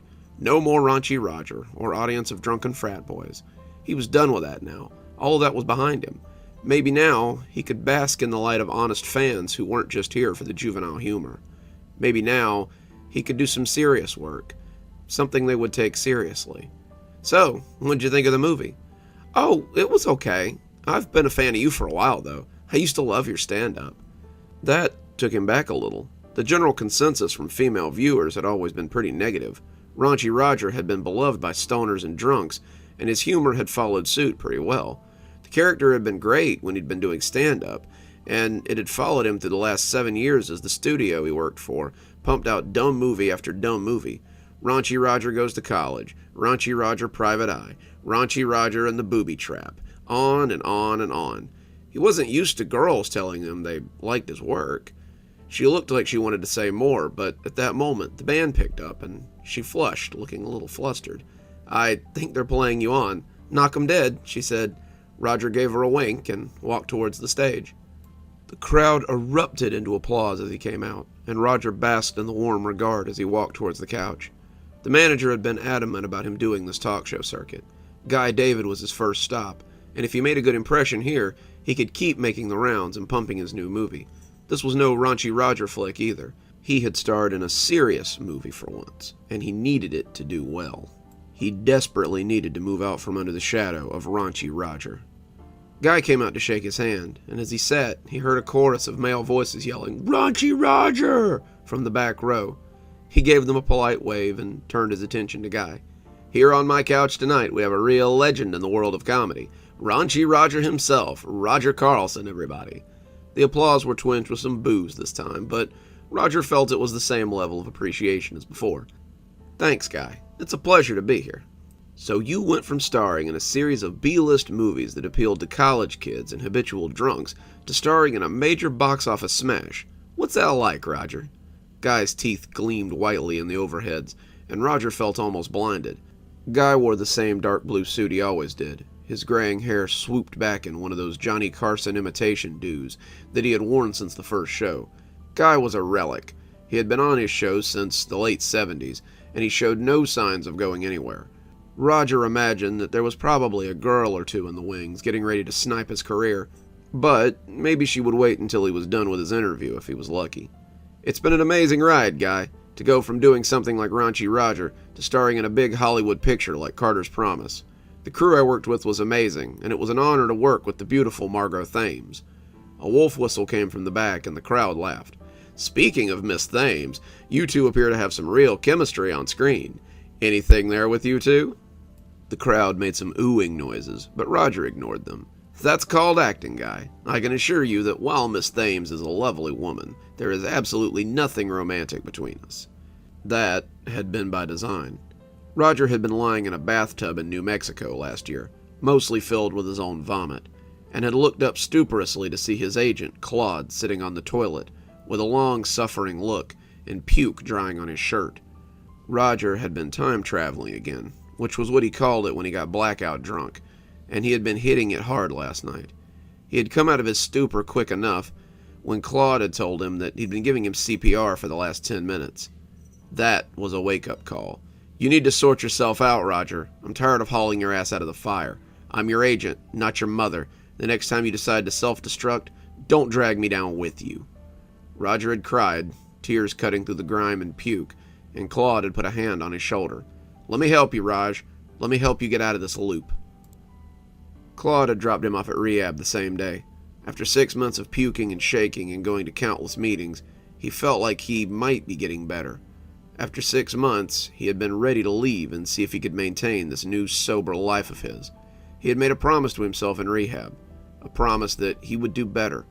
Raunchy Roger was not the cause of his problems, but he was a symptom. Raunchy Roger liked to party.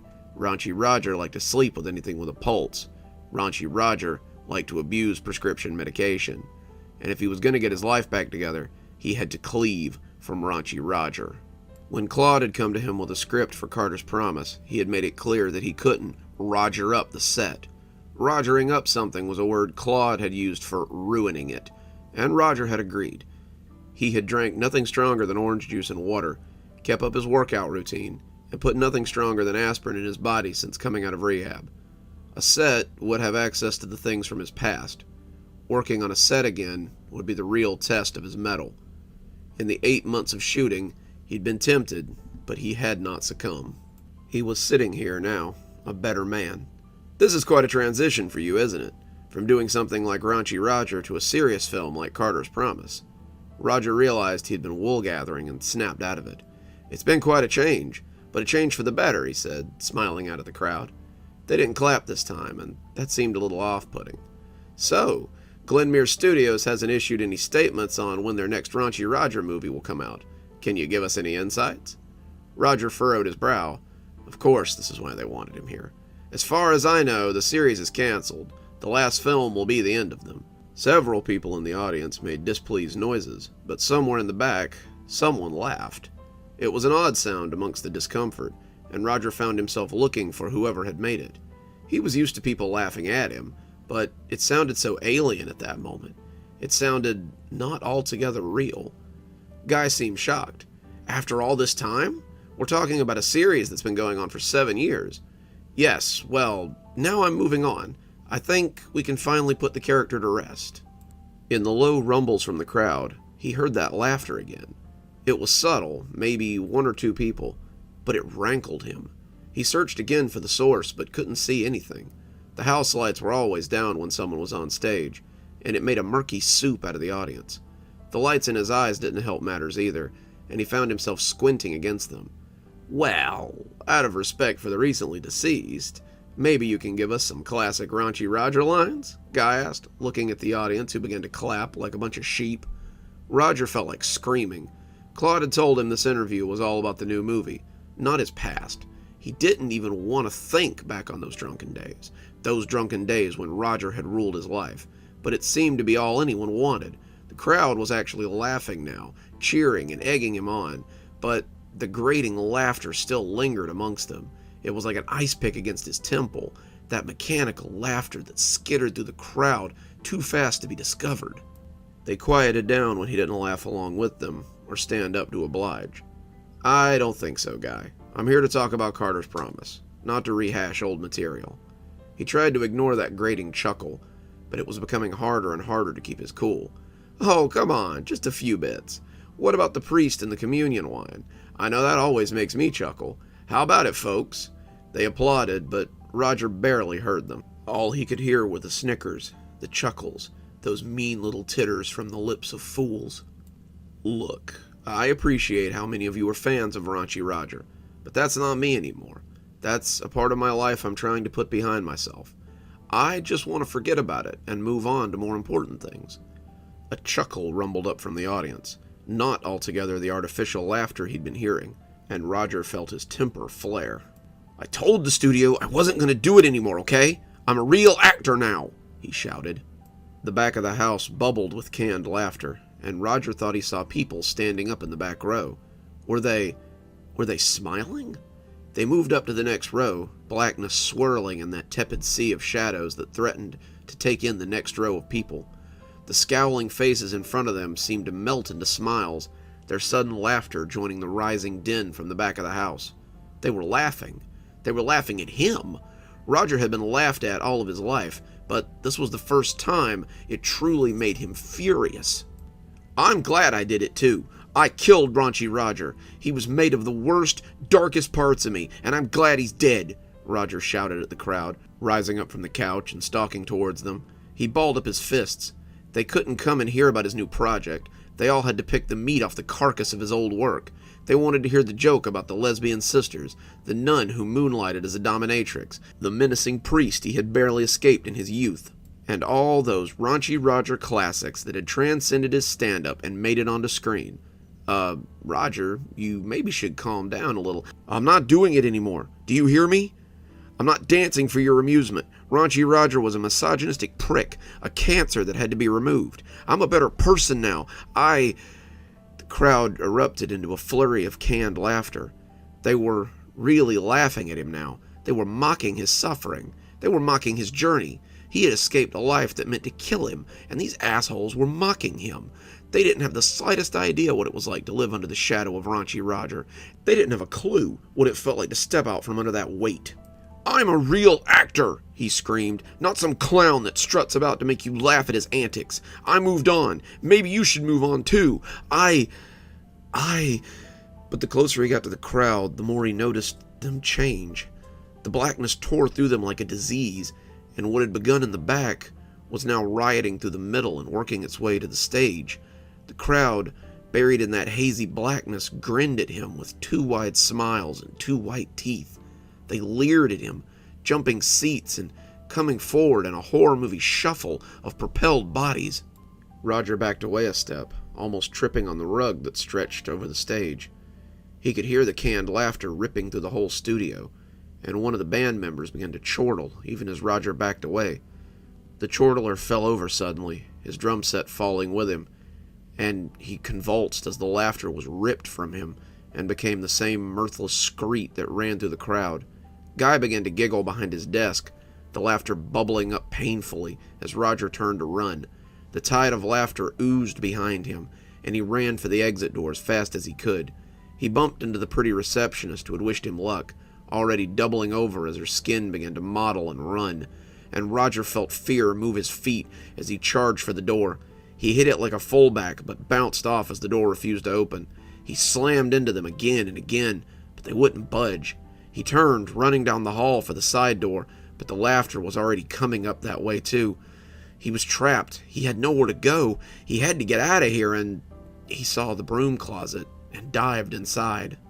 He sat amongst the mops and cleaning implements, his back against the wall, with a mop handle stuck under the door to keep it shut. Outside, he could hear things moving, hear their laughter as they got closer and closer. He dug his phone out and tried 911. He had to get some help. Someone would surely come to help him. The number rang, and after 12 rings, Roger hung up. He called the police, called the fire department, and finally called his manager, Claude. Claude picked up on the third ring. "Roger, what's wrong? You're supposed to be on stage." "Claude, something's going on in the studio. People are trying to attack me. I need help. He trailed off. What did he need? "You? Who would be trying to attack you? You're Raunchy Roger," he said, laughing a little as he said it. "Everyone loves you. Why would anyone care enough to hurt someone like you?" He broke into laughs between every word, his laughter cutting and jagged as it seemed to tear his throat apart with its intensity.